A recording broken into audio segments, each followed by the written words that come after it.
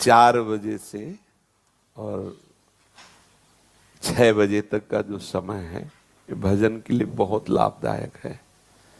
इस समय अगर कोई निद्रा में रहता है तो ब्रह्मचर्य से हीन और कई तरह की मानसिक बीमारियां और शारीरिक अस्वस्थता ये आगे चलकर उसे घेर लेगी।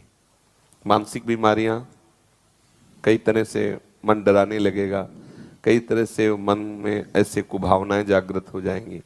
इसलिए हमारे ब्रह्म ऋषियों ने आज्ञा की है कि 4 बजे से तो उठ ही जाना चाहिए और 4 से 6 के बीच में, मान लो आप 4 से 5 के बीच में सो ही रहे हैं तो आप 5 से 6 के बीच में उठ जाइए।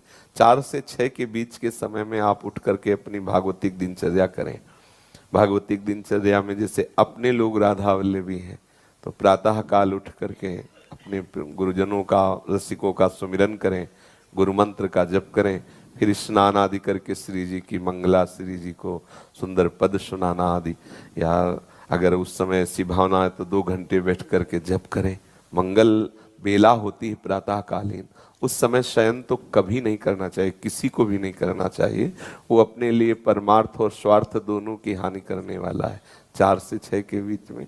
महाराज जी, मैं सुबह उठ जाऊंगा, मैंने सोच लिया कि अब मैं ना कल से उठूंगा। अच्छा। तो मैं 1 हफ्ता उठ लूंगा, फिर अच्छा। जैसे मेरे मन के अंदर आएगा ना, नहीं अब मैं ना उठने लग गया हूं, तो फिर अगले दिन है ना वो फिर पूरा ढेर हो जाऊंगा। नहीं, ऐसा नहीं, आपका दृढ़ नियम होना चाहिए। और नए बच्चे हो तो अलार्म वाला सिस्टम रख लो, वो जब बजे तो उठ के बैठ जाओ। इसमें आपको प्रयासरत रहना पड़ेगा, कुछ समय प्रयासरत रहिए, फिर आपका अभ्यास बन जाएगा कि आप उस समय सो ही नहीं सकते।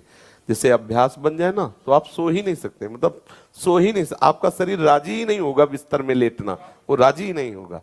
तो इसलिए नियम बनाओ और नियम पूर्वक चलो। जब आपको लगे कि आज हम नहीं उठ पाए तो उस दिन दंड स्वीकार करो, व्रत रह जाओ कि आज समय से उठे नहीं इसलिए आज भोजन नहीं, उपवास कर लो, ठीक है, तो ठीक हो जाओगे।